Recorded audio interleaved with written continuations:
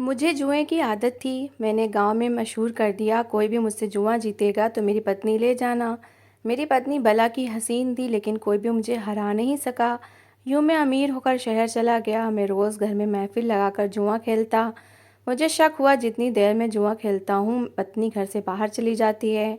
एक रात जुआ छोड़कर पत्नी के पीछे गया तो मेरी जान निकल गई, क्योंकि वो तो मेरे घर में आज रात फिर जुए की महफिल जमी थी। और ये महफिल तो रोज़ ही जमा करती थी, और ये इकलौता काम था जो मुझे आता था। इसके अलावा तो कोई काम मुझे आता नहीं था। और ये जुआ मेरे लिए नशा भी था, तफरीह भी, और मेरी कमाई का ज़रिया भी बन गया था, क्योंकि मैं इसमें बहुत ज़्यादा माहिर था और मुझे कोई भी हरा नहीं सकता था। और यही जुआ जिसने मुझे आज ज़मीन से उठाकर आसमान पर पहुंचा दिया था। मैं इस छोटे से शहर का नामी गिरामी जुआरी समझा जाता था, और समझा भी क्यों ना जाता, क्योंकि एक ही दिन में करोड़ों का जुआ खेलता था और हमेशा जीत जाया करता था। जिसकी आमदनी रोज़ की करोड़ों में हो वो रईस ही समझा जाएगा। और अब तो यहाँ के बड़े बड़े रईस और जुए के माहिर मेरे पास जुआ खेलने आते थे और हमेशा ही हार कर जाते थे। मेरी जुआ खेलने की एक खास टेक्निक थी, और इसी टेक्निक की वजह से मैं आज तक कभी हारा नहीं था। और यही जीत का नशा मुझे बड़े बड़े दावे करने पर उकसाता रहता, कि मुझे लगता था कि इस दुनिया में जुआ खेलने का सबसे बड़ा माहिर मैं हूँ। और हम हमेशा कार्ड्स वाला जुआ खेला करते। जुए की बहुत सी किस्में होती हैं। लोग चीज़ों पर जुआ खेलते हैं, लेकिन मैं हमेशा ताश पर जुआ खेलता था, और मैं इन ताश के पत्तों का माहिर था। और आज मेरे साथ जुआ खेलने शहर का बहुत बड़ा रईस आया था, जिसके साथ उसके दो बॉडी गार्ड्स के अलावा दो लोग सिर्फ कैश का बैग उठाकर लाए थे। और शायद उसे लगता था कि वो मुझसे जीत नहीं सकता, इसलिए ज़्यादा कैश लेकर आया था, जबकि मैं तो वही अपना 2 लाख लगाकर बैठा था। मैंने छोटी बाजी शुरू की और मैं बाजी पर बाजी हारने लगा।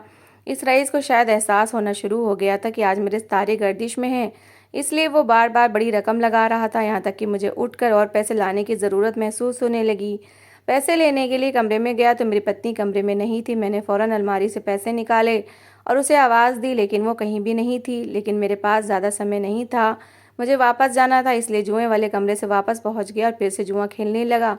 और अपना समय पूरा करने के बाद जब मैंने बाजी पर बाजी जीतना शुरू की तो शहर का वो रईस परेशान हो गया। लेकिन अब कुछ नहीं हो सकता था, क्योंकि आज की हमारी इस बाजी के बारे में शहर के लगभग सभी लोग जानते थे, और बहुत से लोग सिर्फ ये जुआ देखने के लिए आए हुए थे।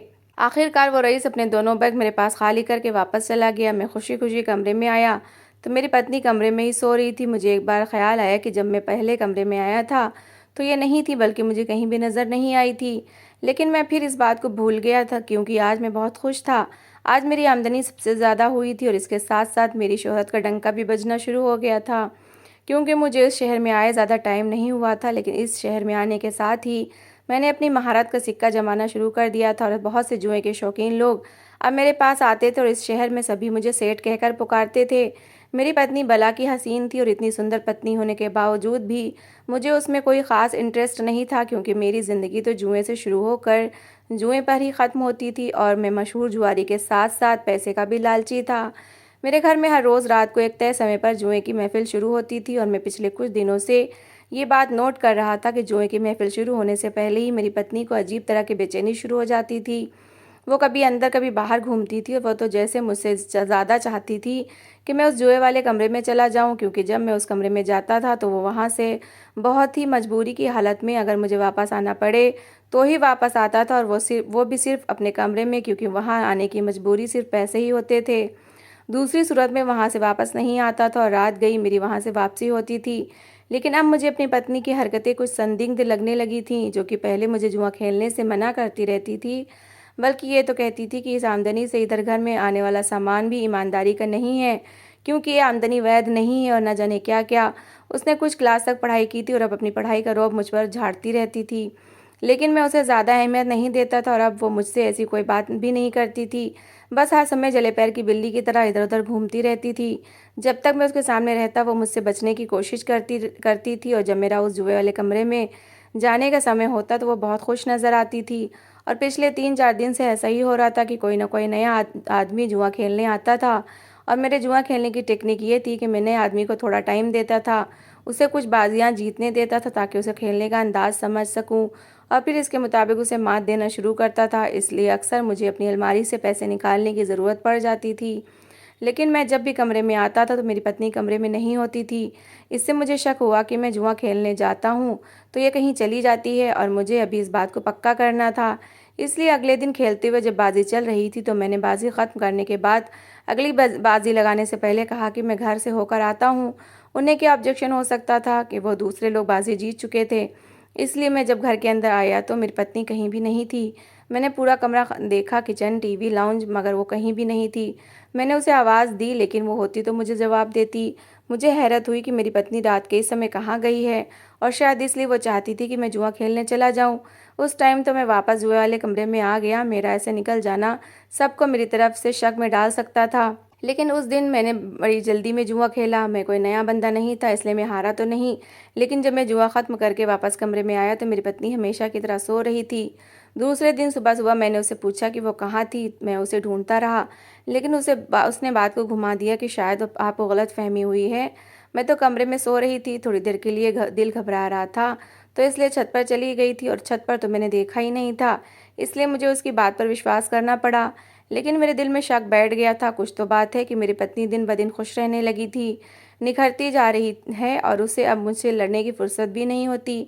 बल्कि वो तो खुद मुझे कहती कि जाइए, आपके जुआ खेलने का टाइम हो गया है। वो तो इस काम से नफरत करती थी, तो फिर वो ये सब क्यों करती थी। इसलिए एक दिन जब मैं वापस कमरे में आया और मेरी पत्नी मुझे नज़र नहीं आई, तो मुझे उसकी उस दिन वाली बात याद आई और मैं छत पर चला गया। अब वहाँ सच में मेरी पत्नी मौजूद थी, लेकिन जो मैंने देखा मुझे खड़े खड़े नीचे गिरने के लिए काफ़ी था। मैं उल्टे कदमों वहाँ से भागा। दिमाग तो अब मेरी पत्नी में अटका हुआ था। इसलिए उस दिन पहली बार बहुत सी बाजियाँ मैं सच में हारा, क्योंकि इससे पहले मैं जब भी हारता था जानबूझकर हारता था। जब महफिल ख़त्म हो गई तो मैं वापस कमरे में आया। मेरी पत्नी तो सो रही थी, लेकिन मेरे सामने वो सारा वक्त घूम रहा था कि जब मैं अपने गांव का एक मशहूर जुआरी हुआ करता था। कोई भी इज्जतदार आदमी मेरे पास बैठना पसंद नहीं करता था, और मेरा सुबह शाम जुआ खेलने में गुजरता था। कभी जीत जाता और कभी हार जाता, और बस मज़े करता था। मुझे लगता था कि यही ज़िंदगी है। धीरे धीरे इस चीज़ में माहिर होता गया, यहाँ तक कि गांव में मेरी टक्कर का कोई नहीं रहा जो मुझे एक बार भी हरा सकता, क्योंकि मैं इस खेल की कमज़ोरी जानता था, और इसलिए उन्हें फ़ौरन हरा दिया करता था। इस वजह से धीरे धीरे मेरे पास बहुत पैसे आना शुरू हो गए, क्योंकि जुए की लत सिर्फ मुझे ही नहीं, गांव में बहुत से लोगों को और बहुत से पैसे वाले लोगों को भी थी। इस वजह से मेरे जीतने के चांसेस बहुत ज़्यादा होते थे, और पैसा बनाने के लिए जितना ज़रूरी होता है। जब मेरे पास बहुत सा पैसा आ गया तो मेरी माँ ने ना जाने कैसे एक दूसरे गांव की लड़की से मेरा रिश्ता तय कर दिया। मुझे शादी में कोई इंटरेस्ट तो था नहीं, लेकिन माँ की खातिर मैंने शादी कर ली। और शादी के बाद जब मैंने अपनी पत्नी को देखा तो हैरान रह गया, क्योंकि मेरी पत्नी बहुत सुंदर थी, इतनी कि जैसे वो कोई परी लोक से उतरी हुई परी हो। और जब मेरी पत्नी को पता चला कि मैं तो जुआ खेलता हूँ, तो उसने मुझे शुरू शुरू में बहुत समझाने की कोशिश की, लेकिन मैं हमेशा उसे डांट देता था, क्योंकि मैं खेलने और जीतने का इतना आदी हो गया था कि मैं पूरे गांव में ऐलान करवा दिया कि जो आदमी मुझे जुए में हराएगा उसे मैं अपनी पत्नी दे दूंगा। मेरी पत्नी के हुस्न के चर्चे पूरे गाँव में थे, और ना जाने कितने दिल फेंक किस्म के नौजवान मेरी पत्नी के इश्क में गिरफ्तार थे। लेकिन मैं इतना बगैरत मर्द था कि मुझे इस बात से कोई फ़र्क नहीं पड़ता था, और बहुत से लोग मेरी ऑफ़र की लालच में मुझसे खेलने आते थे और अपनी जमा पूंजी हार कर चले जाते थे। पूरे गांव में मेरी टक्कर का तो पहले ही कोई नहीं था, इसलिए मेरी पत्नी मेरे पास ही रही, और इस ऐलान के बाद बहुत सा पैसा बनना शुरू हो गया। मैं बहुत खुश होता था कि मैं जीत रहा हूँ, और जब मेरे पास बहुत से पैसे हो गए तो मेरी माँ भी मर चुकी थी, और मेरे इस गांव में रहना भी बहुत मुश्किल हो गया था, क्योंकि वहाँ पर मुझे कोई भी पसंद नहीं करता था। जो मेरे जुआरी दोस्त थे वो सब मेरी पत्नी के आशिक थे, और मेरी पत्नी को जो पाना चाहते थे और जो इज़्ज़तदार लोग थे उनके लिए तो मैं बस एक जुआरी था। इसलिए मैंने शहर में घर ले लिया और अपनी पत्नी को लेकर शहर आ गया, और यहाँ पर भी यही धंधा शुरू कर दिया, क्योंकि काम तो मुझे कोई आता नहीं था। लेकिन यहाँ पर सिर्फ रे लोग और अमीर लोगों की तादाद ज़्यादा थी। जब इन लोगों को मालूम होता कि मैंने खुला चैलेंज दिया है, तो सभी अपनी किस्मत आजमाने आते रहते थे। और फिर आजकल तो बड़े बड़े लोगों को भी इसकी लत लगी हुई है, और ये लत ऐसी है कि जिसको लग जाए वो सब अपना कुछ लुटा कर भी इस लत से पीछा नहीं छुड़ा सकता। लेकिन यहाँ आकर मैंने अपनी पत्नी वाली ऑफ़र अभी किसी को नहीं दी थी, क्योंकि ऐसी ऑफ़र देने पर गांव में भी मेरी पत्नी मुझसे नाराज़ हो गई थी। और अब तो ये शहर था, वहाँ के तो हर आदमी को अच्छी तरीके से जानता था, इसलिए किसी के जीतने का कोई चांस नहीं था। लेकिन ये शहर था, तो कभी कभी कोई जीत भी जाता जाता था, और वैसे भी मुझे पैसों की कमी नहीं थी, इसलिए मैं पैसों से खेल सकता था। मुझे हर किसी को पत्नी वाली ऑफ़र देने की ज़रूरत नहीं थी। अपनी पत्नी से कोई लगाव तो था नहीं, इसलिए अगर ज़रूरत पड़ती तो मैं अपनी पत्नी वाली ऑफ़र दे सकता था। लेकिन जो कुछ अब मैं रात को छत पर देख कर आया था, इसके बाद मुझे नहीं लगता था कि मैं अब हर किसी को वो ऑफ़र देने के काबिल रहा हूँ। और वैसे भी मुझे अपनी पत्नी में रुचि पैदा होती जा रही थी, क्योंकि वो तो थी इतनी सुंदर जो भी उसे देखता, बस एक बार देखता तो देखता रह जाता था। और फिर शादी फेरों में बहुत ताकत होती है, तो जो लड़की मेरे साथ शादी के बंधन में बंधी थी, मैं उसे कैसे अट्रैक्ट ना होता। लेकिन मुझ में बिल्कुल हिम्मत ना थी कि मैं अपनी पत्नी से कोई सवाल जवाब कर सकता, और मुझे उसके लिए फ़िक्र शुरू हो चुकी थी। लेकिन अपनी हिम्मत जमा कर रहा था ताकि इससे बात कर सकूं और उससे उस रात की हकीकत पूछ सकूं, क्योंकि इसके बाद एक दो बार ऐसा हुआ कि मैं कमरे में आया तो मेरी पत्नी कमरे में ही होती थी। इसलिए रंगे हाथों पकड़ने वाला तो कोई चांस नहीं रहा था। लेकिन सवाल तो मैं कर सकता था, लेकिन उस रात को जो देखा हुआ दृश्य मुझे उससे सवाल करने से भी रोक रहा था। मैं अपनी पत्नी से डरने लगा था। मुझे लगता था कि अगर मैंने सवाल किया तो कहीं बुरा न लग जाए। लेकिन आखिरकार एक दिन हिम्मत जुटाकर मैंने उससे पूछने की ठानी। लेकिन सारा दिन ही इतना ज़्यादा बिजी गुजरा कि मुझे उसे पूछने का समय नहीं मिला। और शाम को तो मैं अपने जुए के अड्डे पर चला गया। वापस आया तो मेरी पत्नी कमरे में नहीं थी। मुझे लगा कि उस दिन की तरह छत पर ही होगी और यह अच्छा समय है उसे सवाल करने का, इसलिए छत पर गया और वो छत पर भी नहीं थी। मैंने उसे बहुत आवाज़ें दी, लेकिन वो कहीं भी नहीं थी। पूरा घर छान मारा, लेकिन मेरी पत्नी का कुछ अता पता नहीं था। मुझे परेशानी शुरू हो गई कि वो कहाँ गई होगी। वो रात पूरी गुजर गई और अगला दिन भी गुजर गया, लेकिन कुछ पता नहीं था कि मेरी पत्नी कहाँ गई है, और ये बात मुझे परेशान करने को काफ़ी थी। इस हादसे को एक हफ्ता गुजर गया था और मेरी पत्नी का कुछ अता पता नहीं था। इन दिनों मेरा जुए पर भी दिल उठ गया था, क्योंकि मैं किसी को बता भी नहीं सकता था कि मेरी पत्नी घर से गायब हो गई है। ये बात मुझ पर ही आती और मेरी इज्जत और नाम खराब होता।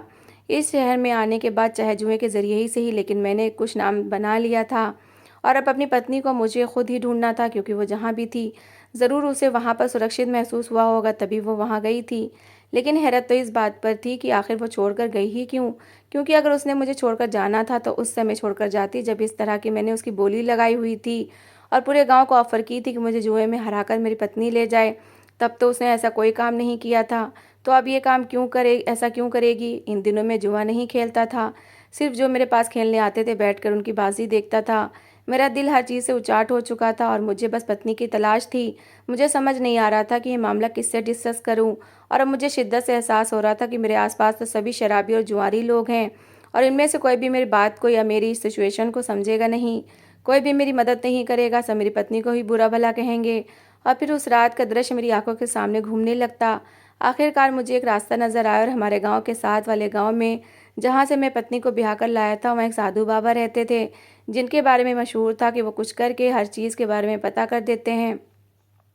मैं पत्नी के बारे में उसके मायके में भी किसी से नहीं पूछ सकता था, क्योंकि उन्होंने मुझे ही कहना था कि पत्नी नहीं संभाली गई। आखिर मैं साधु बाबा के पास गया और उन्हें जाकर बताया कि मैं कैसा इंसान हूँ, कि सारी ज़िंदगी पाप में गुजरी और मैं ऐसे में मेरी पत्नी एक रात को मैं छत पर गया तो आसपास बहुत सी मोमबत्तियाँ जलाकर बीच में काले कपड़े पहनकर बैठी थी, और अब ना जाने वो कहाँ गई है, उसके बारे में मुझे पता करके बताएं। उन्होंने 2 दिन का टाइम मांगा और दूसरे दिन जब मैं उनके पास गया तो उन्होंने जो कुछ मुझे बताया वो मुझे हैरान के साथ शर्मिंदा करने को भी काफ़ी था। उन्होंने बताया कि तुम्हारी पत्नी तुम्हें समझाती रही, हर बात पर टोकती रही, लेकिन जब तुम नहीं समझे तो उसने कोशिश की कि वो टोटकों के ज़रिए तुम्हें सही रास्ते पर ले आए। उसे यही डर है कि तुम और पाप के दलदल में धंसते चले जाओगे, लेकिन वो तुम्हें सही रास्ते पर लाते लाते खुद गुमराही की दलदल में धंस गई है, क्योंकि जिस आदमी के पास वो गई थी वो कोई अच्छा आदमी नहीं था, बल्कि काले जादू का माहिर था और उसने ढोंग रचाया हुआ था। इसलिए जैसे जैसे वो कहता गया तुम्हारी पत्नी करती गई। जो शैतान ने उससे कहा था वो सब कुछ तुम्हारी पत्नी ने किया, लेकिन अब वो पूरी तरह शैतान के काबू में आ चुकी है। इसलिए उन्होंने उसे गायब कर दिया है और अब वो उनके बड़े काले जादू के दुनिया में है, और अब वो सिर्फ 2 दिन बाकी हैं। वो पूरी तरह काली दुनिया में चली जाएगी, और न सिर्फ काली दुनिया में चली जाएगी बल्कि हमेशा हमेशा के लिए उसका संपर्क इस दुनिया से टूट जाएगा, क्योंकि उसके लिए वो अपनी आत्मा शैतान को गिरवी रख देगी। ये तो बहुत अच्छा हो गया कि तुम मेरे पास आ गए हो, और अब तुम्हें खुद ये काम करना होगा। जैसे जैसे मैं तुम्हें बताऊंगा तुम्हें वो सारे काम करने पड़ेंगे ताकि तुम्हारी पत्नी इस गलत चक्कर से निकल सके। मैं तो पहले ही अपनी पत्नी की वजह से बहुत शर्मिंदा था कि मेरी वजह से वो गलत चक्कर में पड़ गई है। इसलिए उन साधु बाबा की सारी बातें मानी और जिस तरह वो कहते गए वो सारा कुछ मैंने किया। गलत कामों से तौबा कर ली और सारी रात जाप करता रहा, और मैं अपनी पत्नी के लिए प्रार्थना और ना जाने क्या कुछ करता रहा। और फिर 2 दिन पूरे होने से पहले ही मेरी पत्नी मेरे कमरे में थी, लेकिन वो बेहोश पड़ी थी, और मैं फ़ौरन उसे उठाकर उन साधु बाबा के पास लेकर गया। उन्होंने उस पर झाड़ फूँक की और कुछ देर बाद मेरी पत्नी होश में आई, लेकिन उसकी दिमागी हालत ठीक नहीं थी। फूँक वगैरह करने के बाद उसकी दिमागी हालत जगह पर आई तो पता चला कि वो मुझे ठीक करना चाहती थी। क्योंकि उसे डर लगता था कि जिस तरह की ऑफ़र मैंने गांव में दी थी वैसे ही ऑफ़र मैं ये शहर में भी दे दूंगा, और जिस दिन मैं जुए में हार गया तो शायद मैं उसे भी जुए में दांव पर लगा दूंगा। इसलिए ठीक यही था कि मैं सारा कुछ छोड़ दूं, और इसी वजह से वो एक बाबा के पास गई थी। लेकिन उसे नहीं पता था कि वह खुद काले जादू का माहिर है। उसने जिस तरह कहा वो सब कुछ करती रही, और लगभग एक महीने तक उसने वो सब किया। लेकिन इसके बाद एक दिन रात सोए हुए उसे ऐसा महसूस हुआ कि किसी ने उसे उठाया, और इसके बाद उसे कुछ पता नहीं वो कहाँ थी। लेकिन आज जब मैंने उसे बताया कि वो अपनी आत्मा शैतान के पास गिरवी रखने जा रही थी तो वो बहुत डर गई। लेकिन उसकी हालत देखने के बाद मैंने खुद से पहले ही वादा कर लिया था कि अब जुए वाला काम नहीं करूँगा, इसलिए सारी रकम लगाकर बिजनेस शुरू कर दिया। थी तो वो रकम बेईमानी की, लेकिन मेरे पास अब वही रकम थी। मेरा कारोबार दिन ब दिन तरक्की करने लगा, लेकिन इसमें ज़्यादातर उन लोगों को काम देता था जो मेरे जैसे थे, जिनको जुआ खेलने के अलावा कोई काम नहीं आता था। उन्हें मैं अपने पास लेकर आता और काम सिखाता था, और उन्हें वो इज्जत ज़िंदगी की तरफ वापस लेकर आता था। पूजा पाठ मैंने शुरू कर दिया था, और अपनी सारी बुरी आदतों को मैंने ख़त्म कर दिया था। और इसकी वजह सिर्फ मेरी पत्नी थी, जिसने मुझे गलत रास्ते पर चलने से रोकने के लिए खुद इतना बड़ा रिस्क ले लिया था, और इस चीज़ ने मुझे झिझोड़ कर रख दिया था। और मेरी वजह से ना जाने कितने ही लोगों की ज़िंदगियां सुधर गई थी, और इन सब का श्रेय मेरी पत्नी को जा रहा था। और ऐसे लोगों को सही रास्ते पर लाने की कोशिश शायद मेरी गुजरी हुई पाप वाली ज़िंदगी का पश्चाताप करने की एक छोटी सी कोशिश थी। तो दोस्तों, इस कहानी को लेकर आपकी क्या राय है कमेंट बॉक्स में ज़रूर बताएं। और अगर आपको हमारी आज की कहानी अच्छी लगी हो तो प्लीज़ इसे लाइक ज़रूर करें। अगर आपने अभी तक हमारे चैनल को सब्सक्राइब नहीं किया तो ज़रूर कर लीजिए। तो मिलते हैं ऐसी ही एक मोटिवेशनल कहानी के साथ। Thanks for watching.